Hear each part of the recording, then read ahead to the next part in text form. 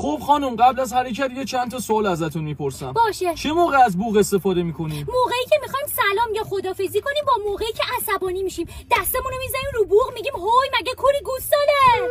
اون وقت کی چراغ میدیم؟ موقعی که سپر به سپر چسبوندیم به ماشین جلویی چراغ میدیم بره کنار. آها. اون وقت چه موقع از راهنما استفاده میکنیم؟ همون موقع که از پشت چسبوندیم به ماشین جلویی اگه بهمون راه بده برای تشکر یه راهنما چپ و راست میزنیم. حق تقدم که همیشه با ماست، بقیه بیخود میکنن بخواد رد شن. سرعت مجاز تو اتوبانا چقدره؟ 180 الی 200. یعنی چی؟ تو کدوم اتوبانی با این سرعت میشه رفت؟ اتوبان تهران کرج.